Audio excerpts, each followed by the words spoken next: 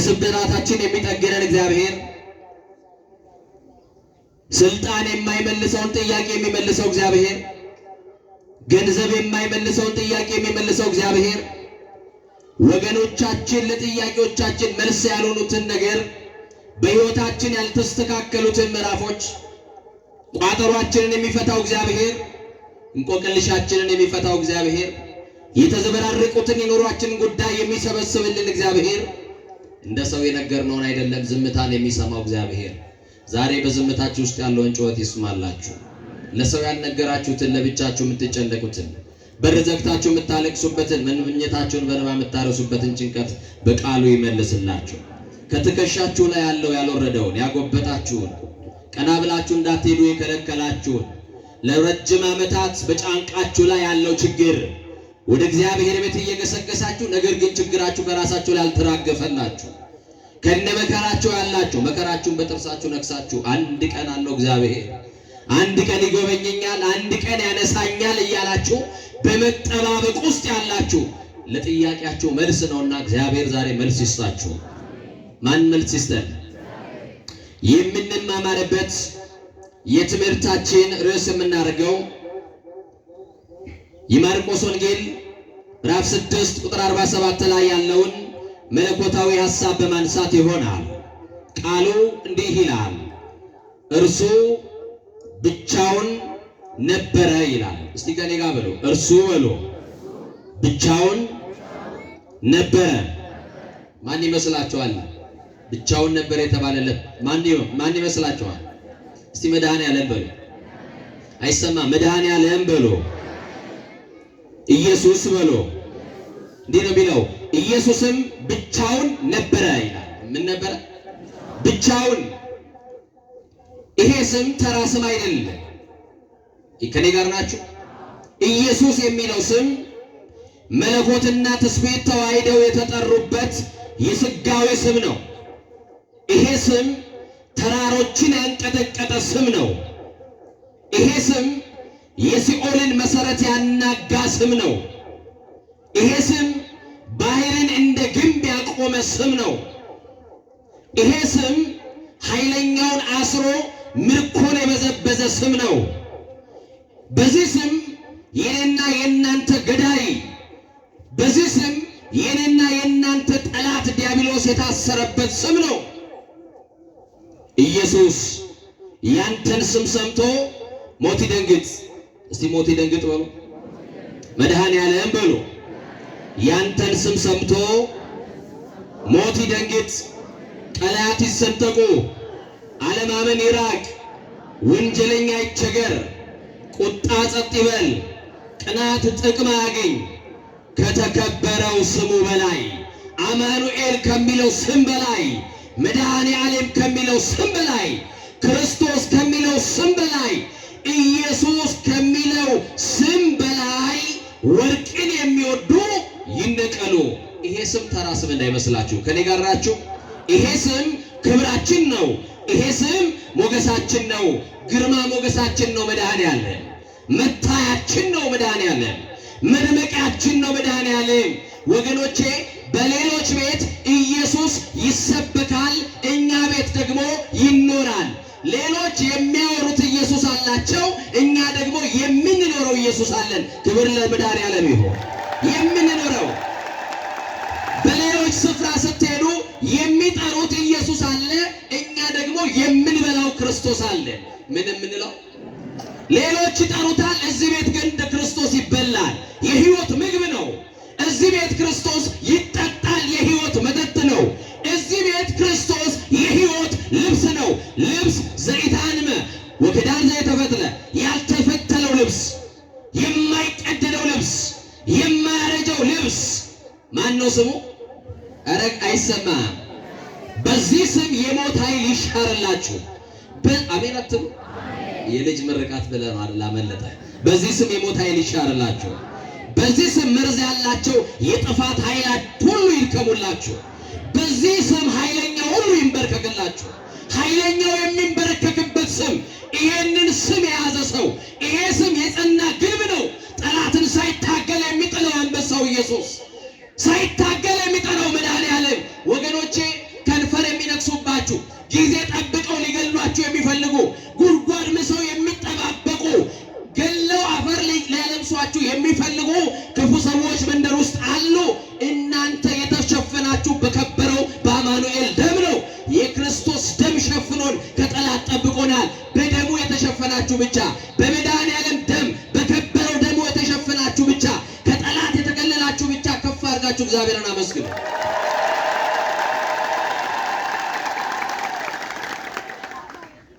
ይህን ስም የሰማችሁት ከማን ነው?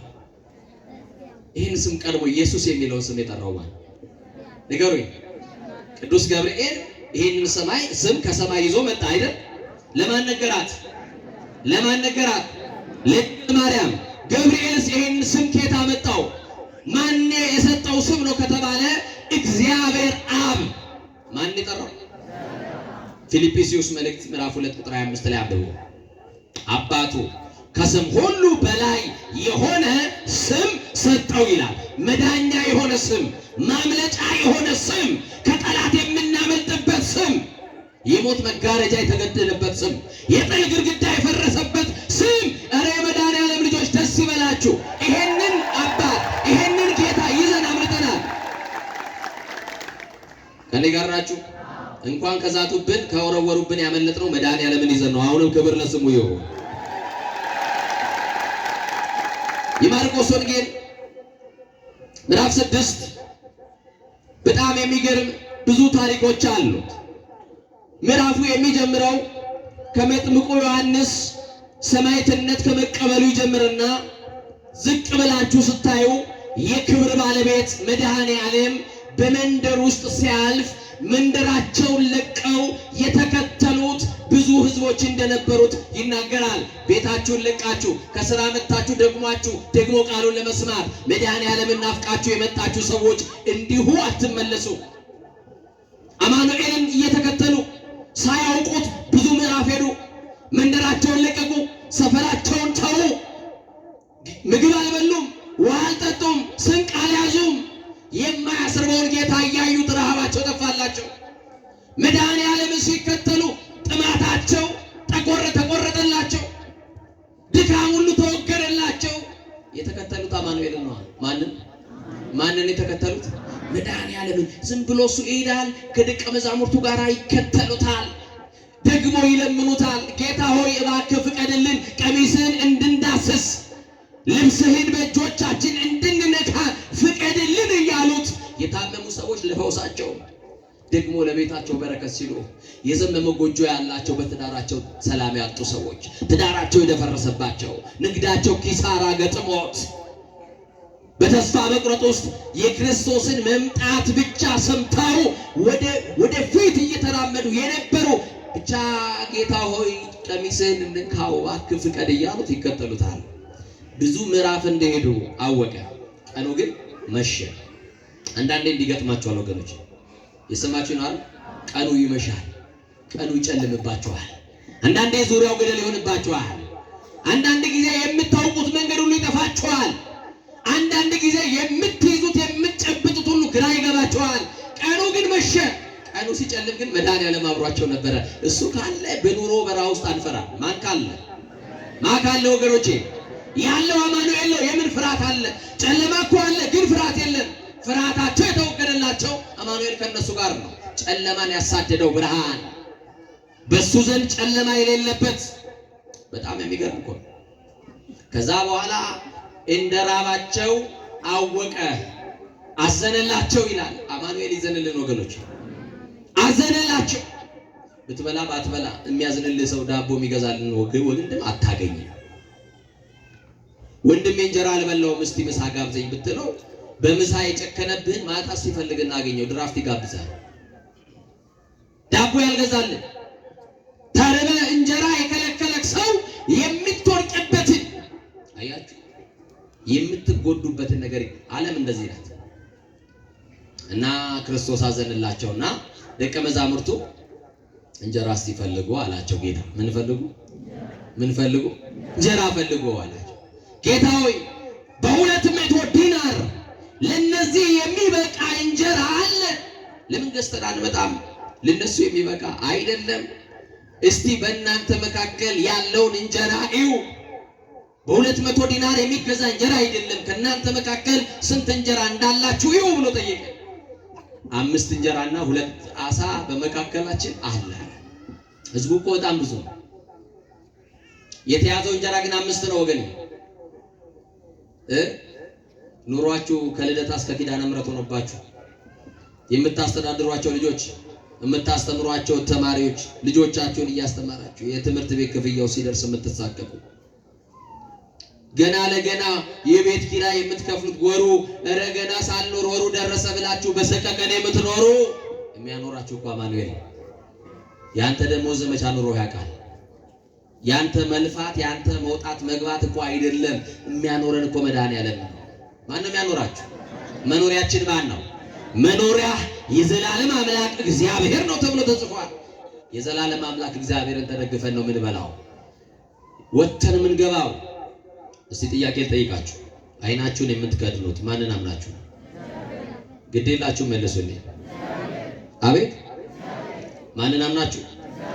እንዲህ ይላል መዝሙረ ዳዊት ምዕራፍ 4 ቁጥር 8 ላይ እግዚአብሔር ሆይ ይላል። እናንተ በሉ እስቲ ያለ ስጋት የምታሳድረኝ አንተ ብቻ ነህ ይላል። ክብር ለስሙ ይሁን። ያለ ስጋት የሚያሳድረኝ አንተ ብቻ ነህ አለው። ያለ ስጋት ወገኖቼ፣ እስቲ አካባቢያችሁን ተመልከቱ፣ ጠላቶቻችሁን ተመልከቷቸው። አይናችሁን ጨፍናችሁ ለማደር አይንን ለመክደን ትፈራለህ። አይናችንን የምንከድነው አማኑኤልን ተማምነን። የሰማችሁ ነው። መሽቶ የሚነጋው ማንን ስላለ ነው? ወጥተን የምንገባው ማን ስላለ ነው? ማን ነው ዋስትናችሁ? ዋስትናችን እግዚአብሔር ነው። እድል ፈንታችን እግዚአብሔር ነው። በጣም የሚገርማችሁ የቅዱስ ዳዊት ነፍሴ ራሱ ረፍት የምታገኘው በአንተ ብቻ ነው ይለዋል እግዚአብሔር። ነፍሳችሁ ረፍት የምታገኘው በማን? መዝሙረ ዳዊት ምዕራፍ 62 ቁጥር 1 ላይ ነፍሴ ረፍት የምታገኘው በአንተ ብቻ ነው ይለዋል። እና 2 ዓሣ 5 እንጀራ ተገኘ። ጌታ አምጡ አላቸው። ጥቂቷን ነገር አምጡ አላቸው። ጥቂቱን ማበርከት ይችላል አይችልም? ጥቂት ሲለምኑት ብዙ መስጠት የእግዚአብሔር ልማዱ ነው። ጥቂቷን ማበርከት የእግዚአብሔር ልማዱ ነው። አምጡት አላቸው። ዓሣውንና 5ቱን እንጀራ በእጁ ያዘና ወደ ሰማይ አየ። ወዴት አየ ወገኖቼ?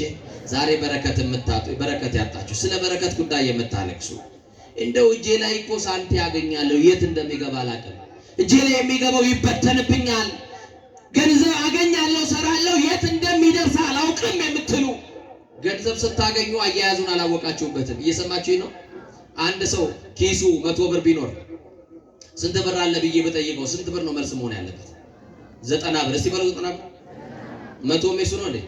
10 የማን ነው? አያችሁ፣ ለዚህ ነው በረከት ያጣል። እግዚአብሔር ወዴት አለ? ወዴት አነሳችሁ? ክርስቶስ ወደ ሰማይ። ወደ ሰማይ አነሳ። ከዛ በኋላ ባረከና ለየብቻ እንደሚገባ ሴትንና ሕፃናትን ለብቻ ወንዶቹን ለብቻ አስቀምጦልኝ አለ። ሁሉንም በለምለክ መስክ አስቀምጣቸው። አደበላልቀው አላስቀምጣቸው። ወንዶቹ ለብቻ፣ ሴቶቹና ሕፃናት ለብቻ። ከዛ በኋላ ከተቀመጠ በኋላ ያመሰገነበት የተባረከው እንጀራ አልበዛም፣ 5 ነው። ዓሣውም 2 ነው። ብቻ አዘዘ፣ ስጧቸው አለ።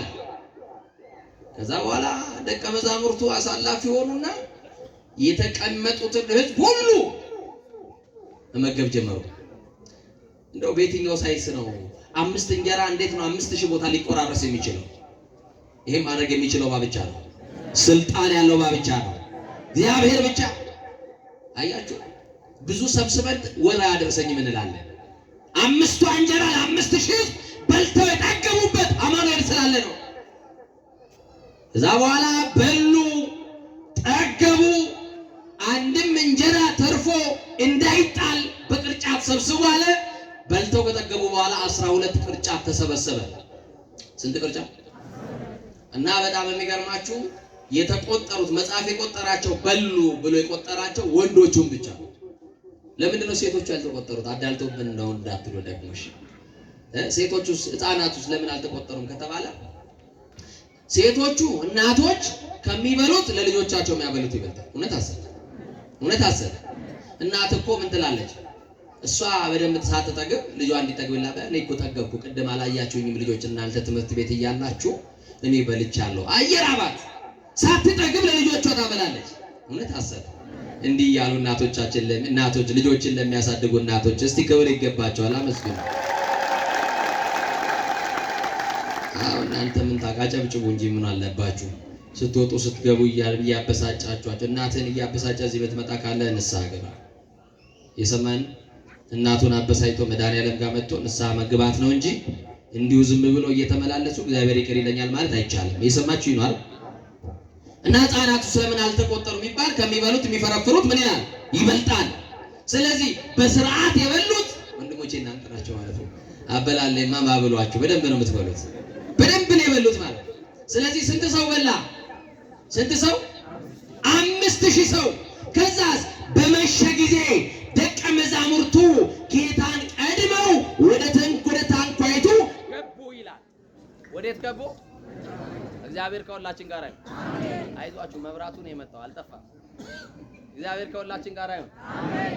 ለጌታዬ ለእግዚአብሔር ስላደረገልኝ ምን እከፍለዋለሁ? ለጌታዬ ለእግዚአብሔር ስላደረገልኝ ምን እከፍለዋለሁ?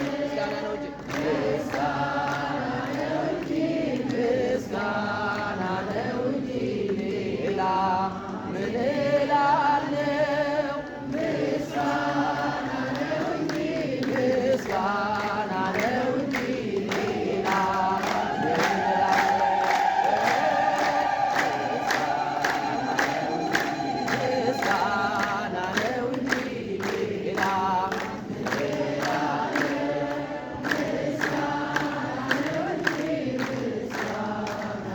ለእመቤቴ ለድንግል ማርያም ለእመቤቴ ለድንግል ማርያም ስላደረገችልኝ እከፍላታለሁ። ለእመቤቴ ለድንግል ማርያም ስላማለደችኝ ምን እከፍላታለሁ? ላመስግናት እንጂ ላወድሳት እንጂ ሌላ ምን እላለሁ? ላመስግናት እንጂ ላወድሳት እንጂ ሌላ ምን እላለሁ? እግዚአብሔር ስሙ የተመሰገነ ይሁን። ማን የተመሰገነ ይሁን? አይኩተው ወበንተ ኩሉ አለ ቅዱስ ጳውሎስ። በሁሉ እናመሰግናለን። እሺ መብራት ሲመጣ ብቻ አይደለም ሲሄድም እናመሰግናለን። እሺ በሙላት ብቻ አይደለም በጉልበትም በጉድለትም ማን ይመሰገናል? ማን ይመሰገናል? በመሸ ጊዜ ጌታን ቀደሙና ወደ ታንኳይቱ ገቡ። ታንኳይቱ ያለችው በባህር ላይ ነው። ወደ ጀልባ ውስጥ ገቡ፣ ወደ መርከብ ውስጥ ገቡ። ክርስቶስን ትተውት ገቡ። ክርስቶስ የሌለበት ቤት፣ ክርስቶስ የሌለበት ትዳር፣ ክርስቶስ የሌለበት ንግድ ምን እንደሆነ ታውቃላችሁ ወገኖቼ? ያለ እግዚአብሔር መሽቶ አይነጋም። ያለ እግዚአብሔር ጨለማው ላይ ብታፈጡ ጨለማው ያለ ሰዓቱ አይነጋም። ጨለማው የሚነጋው ማንን ይዘን ነው? ጌታን ሳይዙት ወደ መርከብ ገቡ ይላል። ማንን ሳይዙ? ክርስቶስ ግን ጸሎት እያደረገ በተራራው ላይ መርከቧ ከዓይኑ ሳትሰወር ጀልባዋን በዓይኑ ያይ ነበር። የሚበጠበጠው ቤታችሁን እሱ ያይ ይላችሁ። የሚበጠበጠው ትዳራችሁን፣ ሰላም ረፍት ያጣችሁበትን ጎጇችሁን፣ ሊፈርስ ያዘመመው ቤታችሁን አማኑኤል በምሕረት ዓይኑ ይመልከትላችሁ። አየው። እነሱ ጥቂት ክርስቶስን ትተው ወደ ጀልባው ሲገቡ እነዛ የተመገቡትን ሕዝብ በባህሩ ዳር ላይ ትተው 12ቱ ደቀ መዛሙርት ብቻ ወደ ታንኳይቱ ሲገቡ ጀልባዋ ላይ መርከቧ ላይ ነፋስ ተነሳ ይላል። ምን ተነሳ? አቤት! ታንኳይቱ ነፋስ ተነሳባት። በአውሎና በወጀብ መናጥ ጀመረች። ክርስቶስን ሳይዙ የተጓዙ ወጥተው ቀርተዋል። ወጥተን የምንገባው አማኑኤልን ይዘን ብቻ ነው። እሱ የሌለበት ጀልባ ትናወጣለች። እሱ የሌለባት መርከብ ወጀብ ይነሳባታል። መርከቧ ነፋስ ተነስቶ ልትሰጥም ወዲና ወዲህ ያማታት የመርከባቸውን መልህቅ ክርስቶስን ትተው ፍርሃት መጣባቸው። ማልቀስ ጀመሩ፣ መጮህ ጀመሩ። አዎ ብዙ የፍርሃት ኑሮን ያስተናገድነው አማኑኤልን ቤታችን ስላልጋበዝነው ነው። እሱን ትተውት ፍርሃት ጀመራቸው። እሱን ትተውት ሞት ከበባቸው።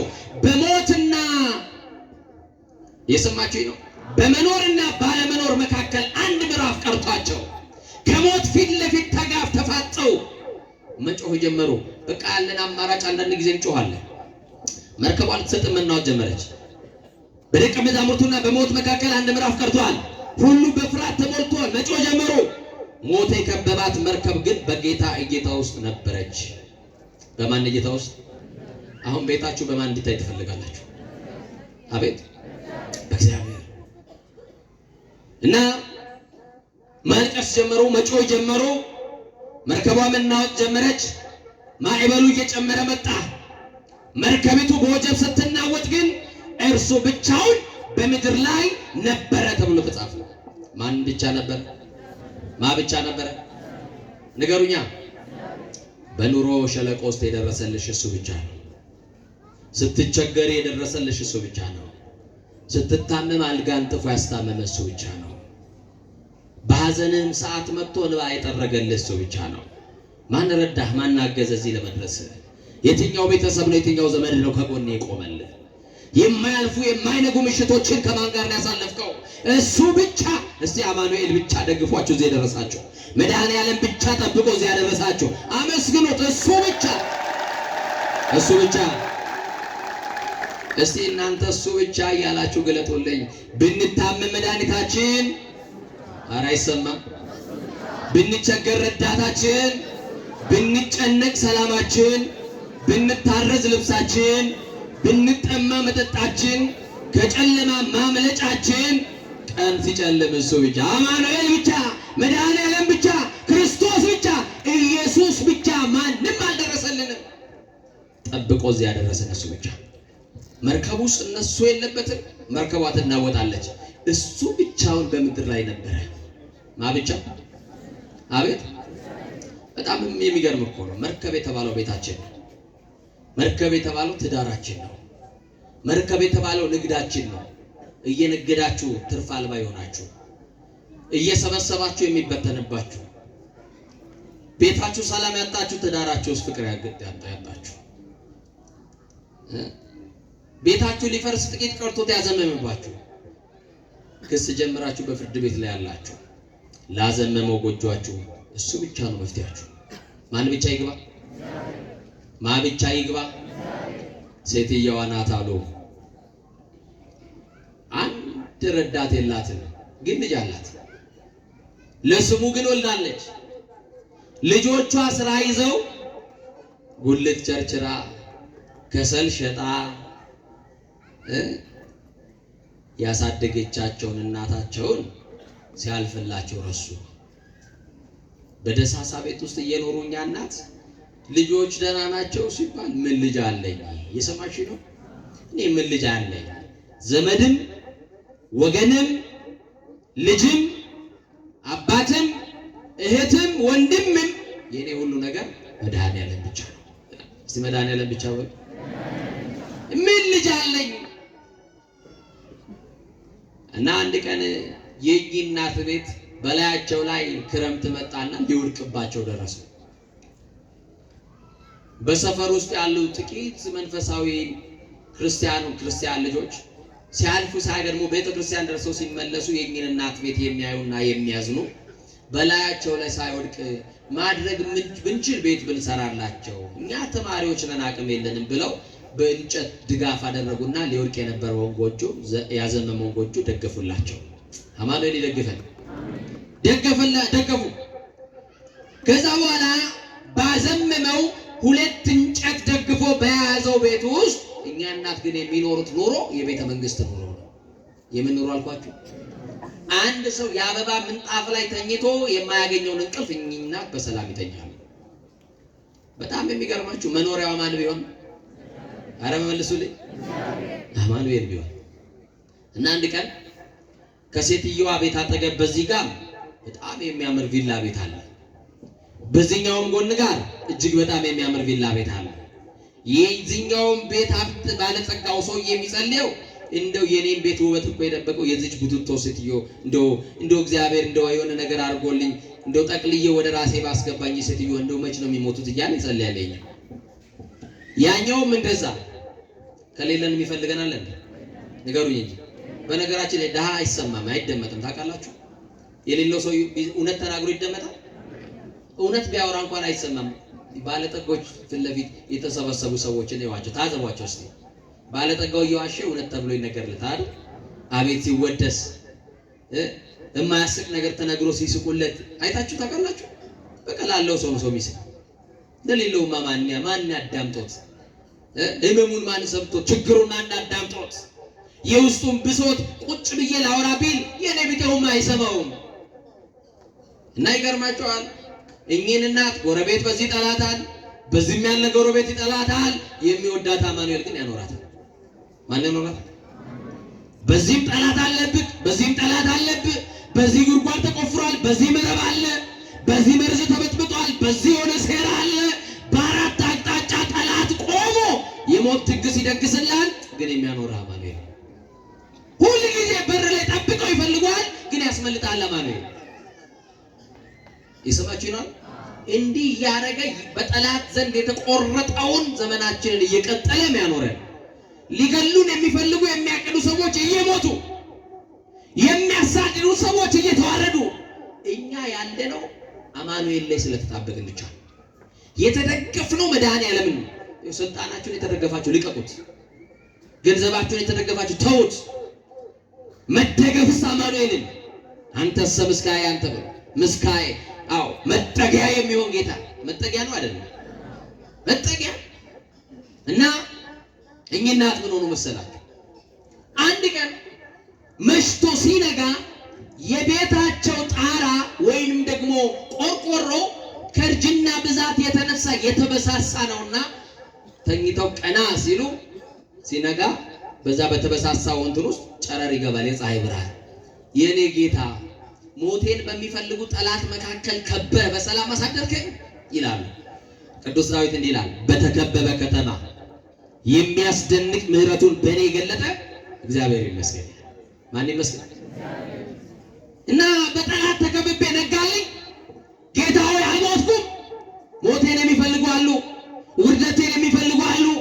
አንተ ግን አኖርከኝ፣ እድሜ ጨመርክልኝ። ተመስገና ደግሞ ላመስግንህ ምን እላለሁ አላማረር የሚሉና በራቸውን አይደለም መስኮታቸውን ይከፍታሉ። ምናቸው ግዴላችሁም ነገሩ ምናቸው መስኮታቸውን ከፈት ያደረጉና ወደ ምስራቅ ወደ ፀሐይ መውጫ ወደዛ ይመለከቱና የኔ ጌታ ልጅ የለኝ የወላድ መካን፣ መጋቤ አንተ፣ ጠያቂ አንተ፣ ዘመዴ አንተ፣ ልብሴ አንተ፣ ጉርሴ አንተ፣ ሁሉ ነገር ይሆንኳል።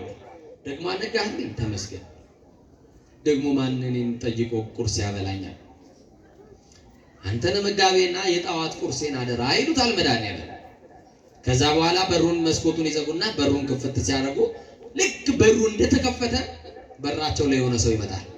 እማዬ ሁሉ ቀን ጠይቆታለሁ ብዬ እያሰብኩኝ አልሞላል ብሎኝ ዛሬ እንደው እግዚአብሔር ፈቃዱ ሆነና ልጠይቆት እቺን እስቲ ለጠዋት ቁርስ ይበሏት ይመርቁኝ ይላቸውና ይወጣል። በመስኮት ይጠይቁና በበር ይቀበላሉ።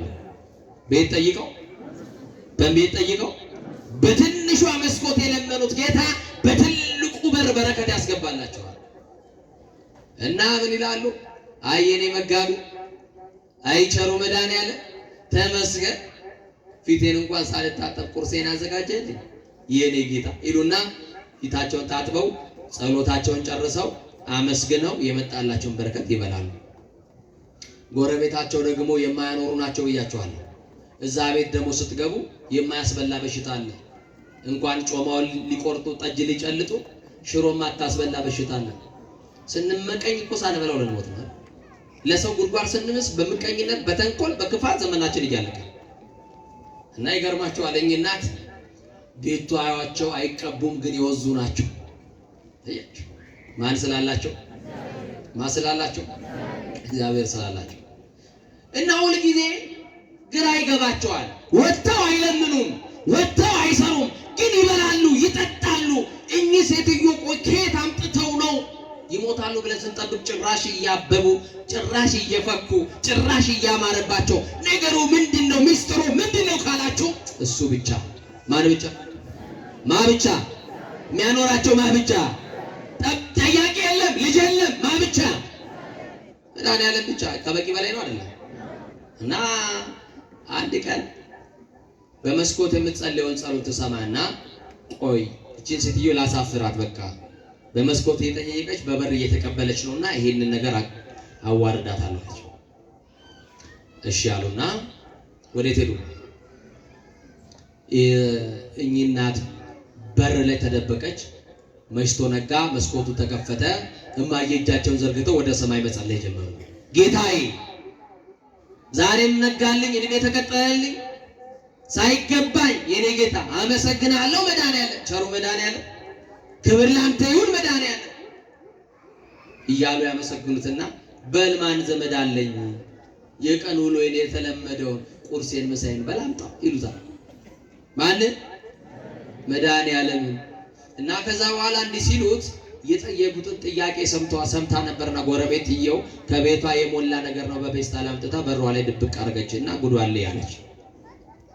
በሩ ጸሎቱ አለቀ፣ መስኮቱ ተዘጋና ምኑ ተከፈተ። በሩ ሲከፈት በር ላይ የሆነ የተቋጠረ በረከት በሆነ ላስቲክ አለ። መድኃኒዓለም አለ እስከ ዛሬ ሰው ልከ ነበር የምታመጣው፣ ዛሬ ብለህ አንተ አመጣህ ማለት ነው። እስከ ዛሬ በሆነ ሰው ላይ ነበር ምልክልኝ፣ የሆነች እናት፣ የሆነ ወጣት፣ የሆነ ሽማግሌ፣ የሆነ ሰው ብቻ እየላክ ነበር እስከ ዛሬ ድረስ ብትመግበኝ። እንዴት ብትወደኝ ነው በሬ ላይ ደግሞ አምጥተህ የጠየቅኩትን ጥያቄ አስቀምጠህልኝ የሄድክ? ኧረ የናዝሬቱ ተስፋ የመድኃኒዓለም ኧረ የድንግል ማርያም ልጅ ምስጋና ይድረስ፣ ሌላ መሰጠህ አንዳች ነገር የለኝ ብለው መሬት ላይ የነበረውን በረከት አፈፍ አድርገው ሲያቅፉ ማን ተደብቆ እያየ ነው?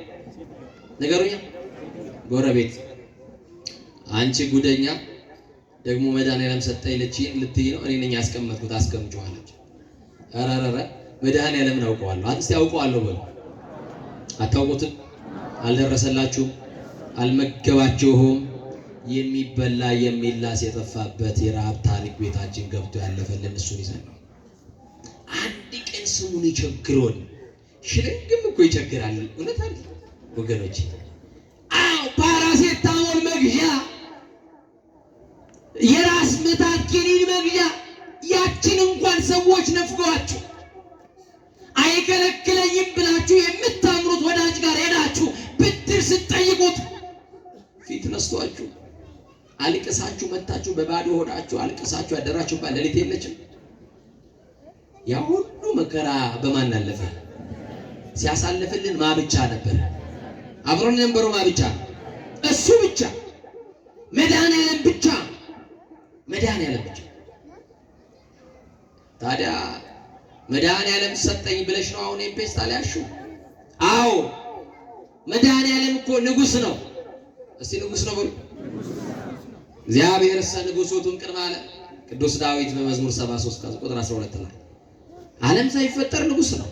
ዓለምንም አሳልፎ የሚኖር ንጉሥ ነው። አዎ የኔ ጌታ ንጉሥ ነው። እና ምንድነው የምትይኝ? እና ከዙፋኑ ወርዶ አመጣልኝ ልትይ ነው እንዴ አለቻት ጎረቤት። አይደለም። እናሳ አንቺ አሽከሩ በአንቺ አሽከሩ ልኮልኝ ነው አለች ይባላል። እግዚአብሔር እንዲህ አድርጎ እግዚአብሔር ይመግባል። እንዴት አድርጎ አያችሁ? እንዴት አድርጎ እንደሚመግበን አየን። እኛ ከታመንበት ይሄንን ጌታ እሱም ብቻ በህይወታችን ካነገሰን፣ እሱም ብቻ መስማት ከቻለን፣ በእሱ ብቻ ነገራችን ማስደገፍ ከቻለን፣ እሱ ብቻ መተማመኛችን ከሆነ፣ እሱ ብቻ መጋቢያችን ካልነው እንዴት ሊመግበን እንደሚችል አያችሁት ወገኖች? እና መርከቢቷ ስትናወጥ ጌታ በልተው የጠገቡትን ሰዎች እነዛ የእጁን ታምራት ያገኙ ሰዎች ከባህሩ ዳር ላይ ትቷቸው 12ቱ ጌታ አንጥተው መርከቡ ሲገቡ መርከቧ መወዛወዝ ጀመረች። አንዳንድ ጊዜ በትዳራችሁ የሚነፍስ ነፋስ አለ። የወሬ ነፋስ፣ ያሉባልታ ነፋስ፣ የነገር እሳት በህይወታችሁ ውስጥ ትዳሬን የሚያነቃንቅ የወሬና ያሉባልታ እሳት ነፋስ ሊነፍስ ይችላል በህይወታችሁ። አያችሁ? ብዙ ጊዜ ነፋስ አልነፈሰም በትዳራችሁ። ወረኞች ገብተው ነፋስ አላነፈሱ ይሆናል። በሚዋደዱ ፍቅረኛሞች መካከል፣ በሚዋደዱ በሚፋቀሩ ባልንጀራሞች መካከል ጋብቻቸውን መስርተው በቅዱስ ቁርባን በስጋው ደሙ ታትመው በሚኖሩ ባልና ሚስት መካከል ወሬ ይዘው ገብተው ሊለያዩ የወሬ ነፋስ አንፍሰው ቤታቸው ልክ መርከብ የተባለችው የትዳራቸው ጎጆ መነቃነቅ ስትጀምር ዋስትናችሁ አማኑኤልን ብቻ ጥሩት። እሱ ብቻ በህይወታችሁ ከገባ፣ እሱ ብቻ በትዳራችሁ ከገባ ያቺ የምትወዛወዘዋ ነፋስ የሚያወዛውዛት መርከብ መጽናት ጀመረች። እና ክርስቶስ የሚመጣው በምሽታችን ላይ ነው። መርከቧ ላይ ነፋስ የተነሳው ምሽት ነው። በምሽት ደግሞ ክርስቶስን ሳይዙት ነው የገቡት።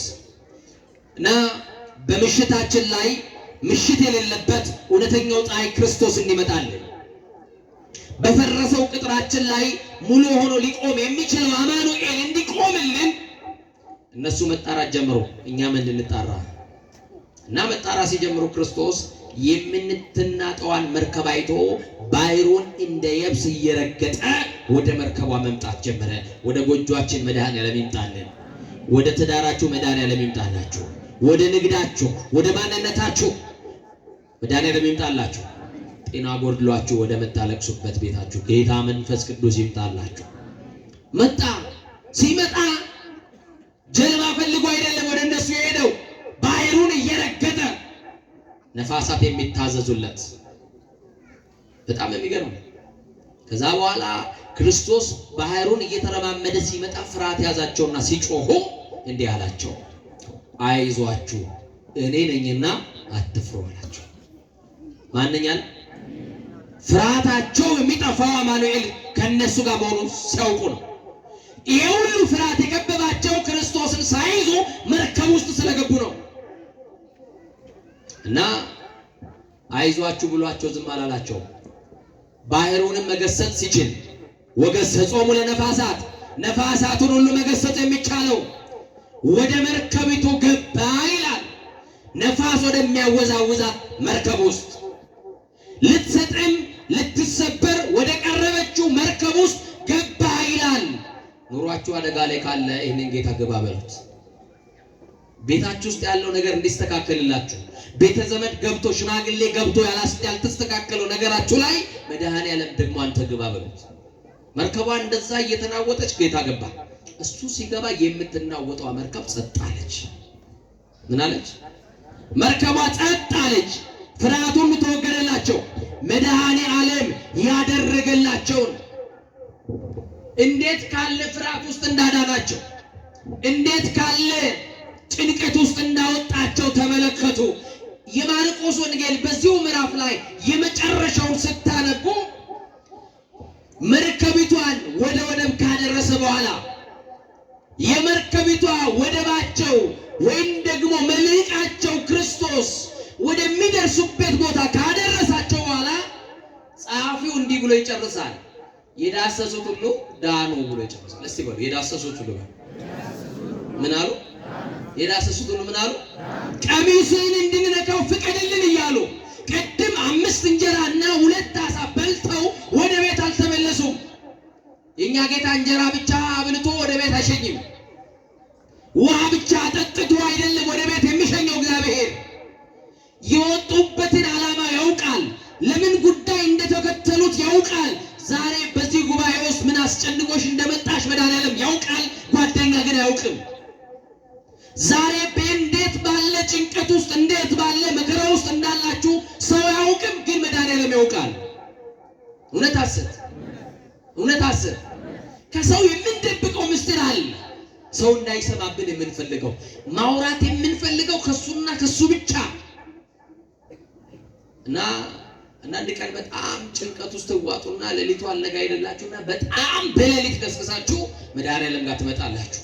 እግራችሁ እየተብረከረከ ጸሎት እስኪጠፋባችሁ ድረስ እንባ ብቻ ይቀድማችሁና ታለቅሳላችሁ። ከዛ በኋላ ስትነሱ የማታውቁት ነገር ሰላም ይከባችኋል። ጭንቀቱ ሁሉ ይለቃችኋል። ከብዷችሁ የነበረ ነገር ሁሉ ይለቃችኋል። ምንድነው ካልክ አጠገብ የነበረው እሱ ብቻ ነው። ማ ብቻ? የሚረዳህን አማኑኤል ብቻ። ብትነግሯቸው ማን ይረዳችሁ? ማን ይሰማል? ቸገረኝ ብትለው አይሰማህም፣ አይረዳህም። ችግርን ለሰው ብታካፍል ይሁን ለሌሎች መልሶ ይነግርብሃል እንጂ ምንም መፍትሄ የለም። መፍትሄው አማኑኤልና አማኑኤል ብቻ። ለካ ዝም ብለው በልተው አልተመለሱም። ቀሚሱን እንዲዳሰሱት ፈልገው ፈቅደው ጌታን ሲለምኑ የነበሩ ሰዎች ሁሉ እንዲዳሰሱት ፈቅዶላቸው የዳሰሱት ሁሉ ምን አሉ? እስቲ ዛሬ መድኃኔዓለም መዳሰስ የምትፈልጉ ንገሩኝ እስቲ ከፍ አድርጉና። መዳሰስ ትፈልጋላችሁ? ቀሚሱ መዳሰስ ትፈልጋላችሁ? እውነታችሁ ነው። እሺ እንዳታወርዱት እጃችሁ መዳሰስ እንፈልጋለን ብላችኋል። እንዴት ነው የምንዳሰሰው? መዳሰስ ትፈልጉ? ምን ነው ፈራችሁ? እጃችሁ እንደዚህ ትፈልጋላችሁ? እጃችሁ ደግሞ ሲያምር እስቲ ከፍ አድርጉት። ይሄን አመዳፋሽ የሆነውን እጃችሁን መድኃኒዓለም ይባርክላችሁ። ትፈልጋላችሁ አይደል? እንዴት ትዳስሱታላችሁ መሰላችሁ? እቺ ቤተክርስቲያን አካለ ክርስቶስ ናት። የሰማችሁ ነው? የክርስቶስ ምንድነች? አካል ክርስቶስ ራስ የሆነላት ቤተክርስቲያን ናት። ስትመጡ እንዲሁ አትመለሱ። ይሄንን የክርስቶስ አካል የሆነችን ቤተክርስቲያን በእጃችሁ እየዳሰሳችሁ ህመም የሚሰማችሁ ቦታ፣ ውጋት የሚሰማችሁ ቦታ፣ ጭንቀት የሚሰማችሁ አካል ላይ ወይ ደግሞ እየደማ ያልዳነ ቁስል ካለ ያንን ቦታ ክርስቶስን ቀሚሱ ነው ዳሰው። እቺ ቤተክርስቲያን የክርስቶስ አካል ናት። በከበረ ደሙ የተመሰረተች በደሙ ፈሳሽነት የተመሰረተች ናት። የክርስቶስ ደም የፈሰሰባት ደሙ የረጠበባት ቤት ናት። ስለዚህ ቤተክርስቲያን ግንቦቿን ቅጥሮቿን በእጃችሁ ስዳስሱ የማንን ቀሚስ እንደዳሰሳችሁ አምናችሁ ዳስሱ። ንገሩኛ። የክርስቶስን ደግሞ የዳሰሱት ሁሉ ምን አሉ ተብሏል? ዛሬ በዚህ ጉባኤ ውስጥ ሁሉ የምትታመሙ የምትጨነቁ በህመም ውስጥ ያላችሁ ፔንኪለር የሰለቻችሁ መድኃኒት የሰለቻችሁ ማስታገሻ የሰለቻችሁ የሁሉ ባለቤት የሁሉ መድኃኒት የሁሉ መፍትሄ ጭንቀታችሁን ሁሉ የሚያስወግደው የድንግል ማርያም ልጅ መድኃኔዓለም እሱን ዳሳችሁታል። በእምነት ያስወግድላችሁ ጭንቀታችሁን መከራችሁን ከህይወታችሁ ሁሉ ያርቅላችሁ።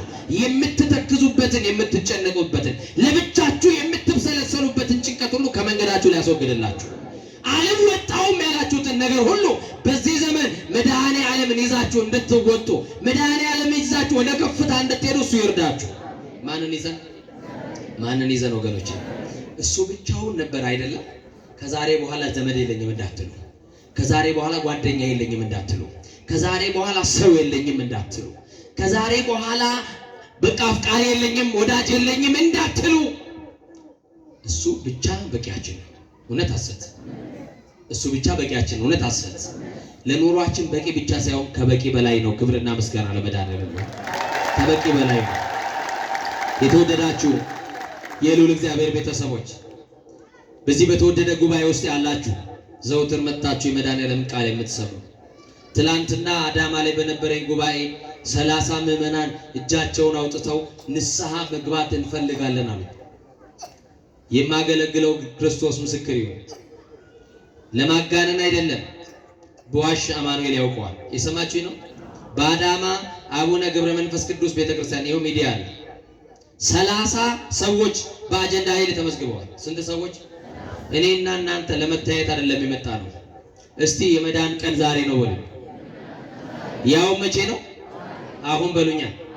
ስለዚህ ከዚህ ግቢ ውስጥ ቀሚሱን ዳሳችሁ መውጣት የምትፈልጉ ሰዎች የንስሐ አባት ብቻ የሌላችሁ እጃችሁን ከፍ አድርጉ። እግዚአብሔር ይመስገን። ክብሩን ማን ይውሰድ? ከፍ አድርጉ፣ አውጡ ወደ ላይ። እንደዚህ ላይ ወንጌል እያዩ ነው። አባቶቻችን እያያችሁ ነው። ከፍ እጃችሁ ወደ ሰማይ። እኔ ሕፃናትን አይጨምርም። እናንተ ቆይ ከፍ አድርጉ። አዋቂዎቹ እነሱ ምን አለባቸው? ቆይ እስቲ ከፍ እንደው በማርያም እኔ ቁመቴ ረጅም ስለሆነ ብዙ አላያችሁ። ከፍ አድርጉት እጃችሁ። አሁን ቢቆጠር በጣም ብዙ ሰው ነው። አልቆጠርኩኝም፣ ግን የቤት ስራ ሰጥቼ ወደ ስብከተ ወንጌል ልልካቸው። ላይ ወንጌል መቼም እንደምትወጡት እርግጠኛ ነኝ። የሰማችሁኝ ነው። እጃችሁን ያወጣችሁ ዛሬ ከጉባኤው በኋላ ካልሆነም ደግሞ መምህራችን ስብከተ ወንጌሉ በሚቀጥሯችሁ ሰዓት ትመዘገባላችሁ። ከዛ በኋላ በደብሩ ያሉ አባቶች ንስሐ አባት ትከፋፈላላችሁ። ከዛ በኋላ ሰማችሁ ከኔ ጋር አንድ ቀን እንገናኛለን። የት አትሉ? እዚሁ ግቢ ባለ የሰንበት ትምህርት ቤት አዳራሽ። የሰማችሁ ነው። የንስሐ ትምህርት አባቶቻችሁ ንስሐ አባት የተሰጧችሁ ባሉበት አንድ ቀን ቆሜ እናንተን አገለግላለሁ በፈቃደኝነት። በዚህ ዓመት መጨረሻ ነጭ ለብሳችሁ የኢየሱስ ክርስቶስ ቅዱስ ሥጋውን ክቡር ደሙን ትቀበላላችሁ፣ ፍሬ ታፈራላችሁ። አመስግኑ እግዚአብሔር። እንዲህ ሆነን ሙሽራውን ብንጠብቀው አይሻለንም? ነጭ ለብሰን ብንጠብቀው አይሻለንም? ሥጋውን በልተን ብንጠብቀው አይሻለንም? ደሙን ጠጥተን ብንጠብቀው አይሻለንም? የቀማነውን መልሰን ብንጠብቀው አይሻለንም? የበደልነውን ክሰን ብንጠብቀው አይሻለንም? ይቅር ተባብለን ቢመጣ አይሻለንም? ግብተ ይመጽእ ከመ ሰራቂ፣ ሌባ በድንገት እንደሚመጣ ክርስቶስ ይመጣል። እነግራችኋለሁ፣ ይመጣል። አማኑኤል የተነገረን ድንገት ተብሎ ነው። ወገኔ አያዋጣም፣ ዓለም አታዋጣህም። አሁን ያለህባት ዓለም እረፍት አልሆነችም፣ ሰላም አልሰጠችም። ተዋትና ወደ አማኑኤልና የያዝካት የተደገፍካት ዓለም አታጽናናህም። ስታለቅስ አብራ የምታለቅስ ዓለም የለችም። ተዋትና ና ወደ መድኃኔዓለም። እረፍት ያለው መድኃኔዓለም ጋር ነው። ና ወደ ድንግል ማርያም፣ ወደ እናቱ ወደ እቅፏ ና ወደ አማኑኤል፣ ወደ ቅዱሳኑ ህብረት ና። በቃ የተለወጠ ክርስቲያን ማለት ይሄ ነው።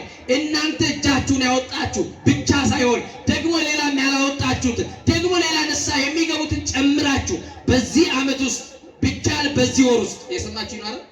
እናንተ በምትመርጧት አንዷ ቀን ላይ እናንተ እጅ ካወጣችሁ ንስሐ ለመግባት ከአባቶቻችሁ ጋር ከተቀጣጠራችሁት ጋራ እኔ እገናኛለሁ። ከዛ በኋላ የንስሐ መንገዳችሁን አንድ ብላችሁ ትጀምራላችሁ። ይሄ ፍሬ ነው። እየሰማችሁ ነው? ስንት ብለን እንጀምራለን? እሺ፣ እናንተን ዛሬ ለንስሐ ነው የጠራችሁ።